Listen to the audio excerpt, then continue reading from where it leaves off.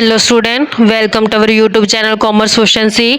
आज की क्लास में नेक्स्ट कंसेप्ट स्टार्ट करेंगे रिटर्न डाउन वैल्यू मेथड वाला। फर्स्ट मेथड हमने कवर कर लिया, स्ट्रेट लाइन मेथड, जिसे original cost method of depreciation बोलते हैं। कंप्लीट हो चुका है हमारा। अगर अभी तक आपने लास्ट क्लासेस नहीं देखी, देखिए ताकि आपकी स्टडी में कंसिस्टेंसी बनी रहे। अगर अभी तक आपने मेरे यूट्यूब चैनल कॉमर्स प्रोफिशिएंसी को सब्सक्राइब नहीं किया, सब्सक्राइब कीजिए और बेल आइकन जरूर प्रेस कीजिए ताकि जब भी मैं न्यू वीडियोस अपलोड करूं सबसे पहले नोटिफिकेशन आपके पास जाए, आप वीडियोस को सबसे पहले देखो और आपकी स्टडी बूस्टअप हो।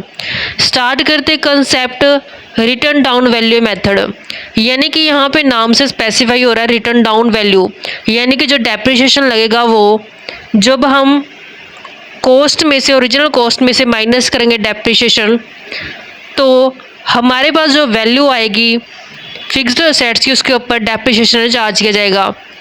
हमेशा जो डेप्रिसिएशन चार्ज करने के लिए हम अमाउंट लेंगे फिक्स्ड असेट्स की, वो डाउन वैल्यू लेंगे, यानी कि आफ्टर डेप्रिसिएशन वाली ही कंसिडर करेंगे। एग्जांपल की हेल्प से समझते हैं इसे। एग्जांपल के तौर पे ले लेते हैं कि एक मशीन है जो परचेज की गई है 10,000 रुपये में, 10,000 रुपये की मशीन खरीदी है और इसके ऊपर जो डेप्रिसिएशन चार्ज किया जाएगा हर साल 10% की रेट से चार्ज किया जाएगा। रिटर्न डाउन वैल्यू मेथड में हम कैसे लगाएंगे, जैसे फर्स्ट ईयर कंप्लीट होगा, फर्स्ट ईयर में हम डेप्रिसिएशन लगाएंगे, जो ओरिजिनल कॉस्ट है 10,000, इसके ऊपर डेप्रिसिएशन 10%। तो यहाँ पे डेप्रिसिएशन पहले साल का लग गया 1,000 रुपये। जब हम सेकेंड ईयर में डेप्रिसिएशन लगाएंगे, सेकेंड ईयर में क्या करेंगे कि जो कॉस्ट है 10,000 उसमें से माइनस करेंगे डेप्रिसिएशन 1,000, तो अब जो रहेगी ये वैल्यू 9,000 रुपये, इसके ऊपर डेप्रिसिएशन है जो लगाया जाएगा। 9,000 का 10% करेंगे 900। फिर जब हम थर्ड ईयर में डेप्रिसिएशन लगाएंगे तो हमने वैल्यू रिटर्न डाउन कर देनी है। पहले 10,000 थी पहले साल वैल्यू, फिर 9,000 हुई। अब हमने 9,000 में से भी डेप्रिसिएशन माइनस कर देना 900 का, तो यहाँ पे 8100 रह गई है। 8100 के ऊपर 10% लगाएंगे, 810 रुपये जो डेप्रिसिएशन लगेगा तीसरे साल का। इस तरीके से कंटिन्यू हम लगाते जाएंगे डेप्रिसिएशन, यानी कि कॉस्ट में से माइनस करेंगे डेप्रिसिएशन, जो वैल्यू आएगी उसके ऊपर डेप्रिसिएशन लगा देना है। फिर नेक्स्ट टाइम में फिर हमने जो वैल्यू बच गई है, जैसे 9,000 रह गई है वो वैल्यू असेट्स की, उसमें से फिर डेप्रिसिएशन माइनस करके जो वैल्यू आएगी उस पर डेप्रिसिएशन चार्ज किया जाएगा। इस तरीके से हमने हमेशा रिटर्न डाउन वैल्यू को ही कंसिडर करना है। ओरिजिनल कॉस्ट मेथड के अंदर हमने हमेशा जो वैल्यू उठाई थी वो ओरिजिनल कॉस्ट यानी कि 10,000 ही उठा के चले थे, हर साल हमने डेप्रिसिएशन सेम चार्ज किया था। लेकिन इस केस में उल्टा होता है कि जो रिटर्न डाउन करके वैल्यू आती है, यानी कि आफ्टर डेप्रिसिएशन करके जो वैल्यू आती है उसके ऊपर है जो डेप्रिसिएशन चार्ज किया जाता है नेक्स्ट ईयर में। जो रिटर्न डाउन वैल्यू मेथड है, इसका दूसरा नाम रिड्यूसिंग इंस्टॉलमेंट मेथड या फिर डिमिनिशिंग बैलेंस मेथड भी है। यानी कि अगर क्वेश्चन में पूछा जाए कि रिड्यूसिंग इंस्टॉलमेंट मेथड से डेप्रिसिएशन चार्ज करो या फिर डिमिनिशिंग बैलेंस मेथड से, तो मतलब कि हमने डेप्रिसिएशन के लिए रिटर्न डाउन वैल्यू मेथड का ही इस्तेमाल करना है। नेक्स्ट टॉपिक आता है कि डिफरेंस क्या है स्ट्रेट लाइन यानी कि ओरिजिनल कॉस्ट मेथड में, जो हमने लास्ट क्लासेस में कवर कर लिया है।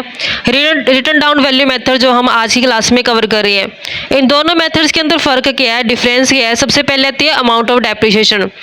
स्ट्रेट लाइन या फिर ओरिजिनल कॉस्ट मेथड के अंदर जो डेप्रिसिएशन चार्ज किया था हर साल वो इक्वल रहता था, यानी कि हर साल जो डेप्रिसिएशन की अमाउंट है वो सेम रहती थी। जबकि रिटर्न डाउन वैल्यू मेथड के अंदर जो डेप्रिसिएशन होता है वो डिक्रीज होता रहता है ईयर टू ईयर, यानी कि साल दर साल है जो डेप्रिसिएशन है वो कम होता जाएगा, क्योंकि जो वैल्यू यहाँ पे ली जाती है वो बुक वैल्यू ली जाती है, ना कि ओरिजिनल कॉस्ट। जब हम बुक वैल्यू के ऊपर डेप्रिसिएशन लगाते जाते हैं, जिस कारण से हर साल डेप्रिसिएशन है जो कम होता जाएगा, जबकि इसमें ओरिजिनल कॉस्ट के ऊपर डेप्रिसिएशन लगाया जाता है, जबकि इसमें बुक वैल्यू के ऊपर डेप्रिसिएशन लगाया जाता है। Basis of calculation of depreciation, यानी कि इस बेस पे कैलकुलेट किया जाता है डेप्रिसिएशन को। यहाँ पे ओरिजिनल कॉस्ट के अंदर जो डेप्रिसिएशन चार्ज किया जाता है ये ओरिजिनल कॉस्ट के ऊपर लेके चलते हैं, जबकि यहाँ पे डेप्रिसिएशन है जो रिड्यूसिंग बैलेंस के ऊपर है जो लेके चलते हैं। रिड्यूसिंग बैलेंस का मतलब क्या है कि ओरिजिनल कॉस्ट में से माइनस करके डेप्रिसिएशन जो बैलेंस आता है उसके ऊपर है नेक्स्ट ईयर का डेप्रिसिएशन चार्ज किया जाता है। जीरो लेवल, जो यहाँ पे ओरिजिनल कॉस्ट के अंदर जो बुक वैल्यू होती है असेट्स की वो रिड्यूस होकर के जीरो हो जाती है, धीरे धीरे करके जब हम डेप्रिसिएशन चार्ज करते जाते हैं असेट्स के ऊपर तो लास्ट में जाकर के उसकी वैल्यू 0 हो जाएगी। जबकि रिटर्न डाउन वैल्यू मेथड के अंदर जो बुक वैल्यू होती है असेट्स की वो 0 नहीं होती, रिड्यूस होकर के। Combine effect of depreciation and repair on profit and loss account. Original cost के अंदर जो कंबाइन बर्डन होता है डेप्रिसिएशन और रिपेयर का वो स्टार्टिंग के ईयर में तो कम होता है लेकिन लेटर ईयर में बाद में जाकर के वो हैवी हो जाता है। रिटर्न डाउन वैल्यू मेथड के अंदर जो कंबाइन बर्डन होता है डेप्रिसिएशन और रिपेयर का वो ऑलमोस्ट इक्वली रहता है डिफरेंट ईयर्स के अंदर भी। रेट ऑफ डेप्रिसिएशन, यहाँ पे जो डेप्रिसिएशन की रेट होती है वो कम होती है as compare to diminishing method में। यहाँ पे जो रेट ऑफ डेप्रिसिएशन होती है वो हाई रहती है as compare to original cost method के। अप्रूवल ऑफ इनकम टैक्स, जो इनकम टैक्स है वो ओरिजिनल कॉस्ट मेथड के जब हम यूज़ करते हैं असेट्स के अंदर तो इनकम टैक्स अथॉरिटी जिसको अप्रूव नहीं करती, जबकि जो रिटर्न डाउन वैल्यू मेथड होती है इनकम टैक्स अथॉरिटी द्वारा अप्रूव मेथड है। स्टेबल, किसके लिए स्टेबल रहते हैं? ये स्टेबल रहता है असेट्स के लिए जिनकी रिपेयर चार्ज होती है वो कम होती हैं और जो संभावना होती है टेक्नोलॉजी के आउटडेटेड होने की वो कम होती है, जैसे लैंड एंड बिल्डिंग, पेटेंट और ट्रेडमार्क के ऊपर है जो ओरिजिनल कॉस्ट मेथड से डेप्रिसिएशन चार्ज किया जाता है। वहीं जो return down value method stable रहता है उन असेट्स के लिए जिनका रिपेयर का खर्चा ज़्यादा होता है और टाइम के बीतने के साथ साथ जो उनकी टेक्नोलॉजी के आउटडेटेड होने के चांस ज़्यादा रहते हैं, जैसे कि प्लांट, मशीनरी, व्हीकल एटसेट्रा। इस तरीके से हमारे पास ये डिफरेंस है दोनों मेथड के अंदर। आई होप बच्चा को क्लियर हो गया होगा। अब इसका प्रैक्टिकल क्वेश्चन कवर करते हैं हम। स्टेटमेंट गिवन है कि अल्पाइन ट्रेडर्स परचेज की उसने मशीनरी 1 अप्रैल 2015 को, कॉस्ट उसकी 8,000, उसके ऊपर खर्च कर दी 2,000 उसकी इंस्टॉलेशन के। तो जो हमारे पास मशीन है बच्चे कैपिटल नेचर की होती है, तो मशीन के ऊपर जो खर्चा किया गया इसके लिए अलग से हमने अकाउंट ओपन नहीं करना होता, इसको मशीन अकाउंट के अंदर ही दिखाएंगे।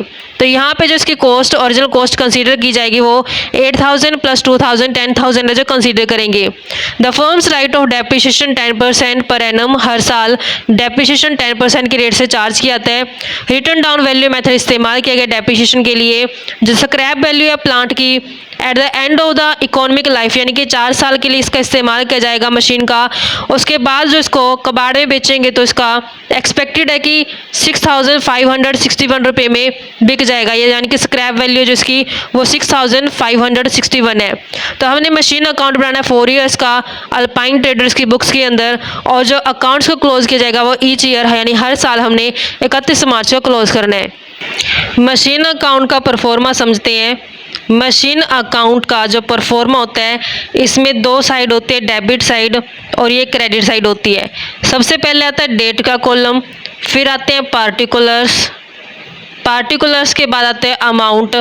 ऐसे ही क्रेडिट साइड पे सबसे पहले आती है डेट, फिर आते हैं पार्टिकुलर्स, पार्टिकुलर्स के बाद आता है अमाउंट का कॉलम। अब जैसे कि हमने देखा कि जो मशीनरी है वो परचेज़ की गई है 2015 की 1 अप्रैल को, तो 2015 की 1 अप्रैल को जब मशीन परचेज़ की गई होगी तो उसकी एंट्री कैसे रिकॉर्ड की होगी? Machine account debit to bank account के नाम से दिखाई गई होगी।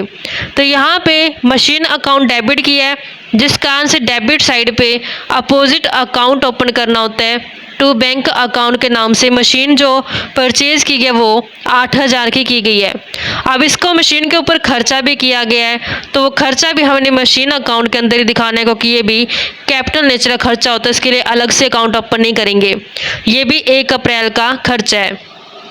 अब अकाउंटिंग ईयर क्लोज होगा 2015 को, स्टार्टिंग है इसकी 2016 को इसको क्लोज कर देंगे। तो 31 मार्च को जब हमने क्लोज करना है तो इसका डेप्रिसिएशन लगेगा, डेप्रिसिएशन अकाउंट के नाम से दिखाएंगे। जो टोटल इसकी ओरिजिनल कॉस्ट है वो है 10,000। 10,000 के ऊपर कहते हैं डेप्रिसिएशन हर साल 10% की रेट से लगेगा, तो यहाँ पे इस साल इसका डेप्रिसिएशन कितना हो गया? 1,000 रुपये। तब हमने क्लोजिंग बैलेंस कैलकुलेट करना है 31 मार्च को बाय बैलेंस सीडी के नाम से दिखाएंगे। कॉस्ट इसकी 10,000, 1,000 डेप्रिसिएशन माइनस करके अब ये 9,000 रुपये की है जो मशीनरी रह गई है। अकाउंट को क्लोज करते हैं तो हमारे पास टोटल बैलेंस बनता है 10,000 का। 10,000 का। नेक्स्ट अकाउंटिंग पीरियड स्टार्ट होगा 2016 की 1 अप्रैल को। तो 2016 की 1 अप्रैल को हमने ओपनिंग बैलेंस कैसे दिखाना है, जो लास्ट पीरियड का क्लोजिंग बैलेंस है वही नेक्स्ट पीरियड का ओपनिंग बैलेंस हो जाएगा। टू बैलेंस बीडी के नाम से हमने यहाँ पे 9,000 दिखा देंगे। अब हमने इस अकाउंटिंग ईयर को क्लोज कर देना है। 16 से स्टार्ट है, 17 को क्लोज हो जाएगा 31 मार्च को। तो इस साल का डेप्रिसिएशन लगेगा, बाय डेप्रिसिएशन अकाउंट के नाम से दिखाएंगे। तो यहाँ पे जो डेप्रिसिएशन लगेगा वो बुक वैल्यू के ऊपर लगेगा। इस बार हमने ओरिजिनल कॉस्ट ये नहीं लेनी है, बुक वैल्यू लेनी है। तो यहाँ पे जो 9,000 इसकी बुक वैल्यू, उसके ऊपर 10% डेप्रिसिएशन लगाएंगे तो 900 है जो डेप्रिसिएशन आएगा। अकाउंट क्लोज करते हैं 31 मार्च को। अकाउंट जब क्लोज किया जाएगा तो यहाँ पे क्लोजिंग बैलेंस कैलकुलेट करेंगे। क्लोजिंग बैलेंस में हमने यहाँ पे बाय बैलेंस सीडी के नाम से दिखा देना है। तो बाय बैलेंस सीडी कैसे कैलकुलेट किया जाएगा, 9,000 में से 900 डेप्रिसिएशन माइनस करके 8100 का जो रह गया इसका वैल्यू मशीन का, ये ईयर क्लोज करते हैं। टोटल 9,000 और यहाँ पे भी है 9,000। नेक्स्ट अकाउंटिंग पीरियड स्टार्ट होगा वो 2017 की 1 अप्रैल को स्टार्ट होगा। लास्ट पीरियड का क्लोजिंग बैलेंस नेक्स्ट पीरियड का ओपनिंग हो जाएगा। टू बैलेंस बीडी के नाम से हम दिखाएंगे यहाँ पे 8100 से।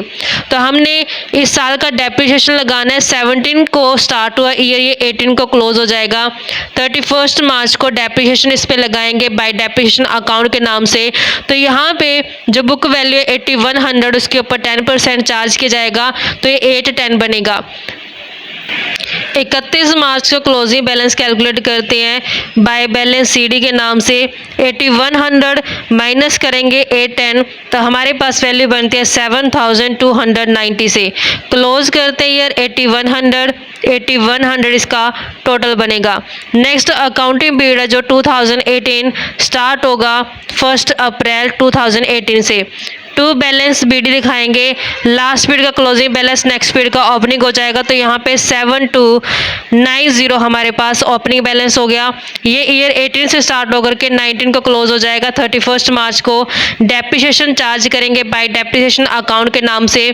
तो यहाँ पे जो वैल्यू है 7290 है बुक वैल्यू, 10% लगाएंगे तो 729 है जो डेप्रिसिएशन बन जाएगा। क्लोजिंग बैलेंस कैलकुलेट करते 31 मार्च को बाय बैलेंस सीडी के नाम से। 7290 माइनस में 729 करेंगे 6561 है जिसका बैलेंस आएगा। ये अकाउंटिंग ईयर क्लोज करते हैं। अकाउंटिंग ईयर क्लोज करके बैलेंस बनता है 7290।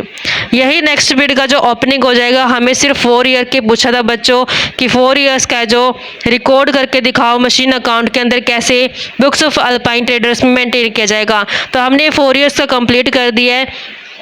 आई होप कि आपको क्लियर हो गया होगा। नेक्स्ट क्लास में इसी टॉपिक कुछ एग्जांपल और कवर करेंगे। ऐसी ही रेगुलर क्लासेस के लिए आप मेरे यूट्यूब चैनल कॉमर्स एफिशिएंसी को सब्सक्राइब, लाइक और शेयर करें। बेल आइकन जरूर प्रेस करें ताकि जब भी मैं न्यू वीडियोस अपलोड करूं सबसे पहले नोटिफिकेशन आपके पास जाए। आप वीडियोस को सबसे पहले देखकर आपकी स्टडी बूस्टअप हो।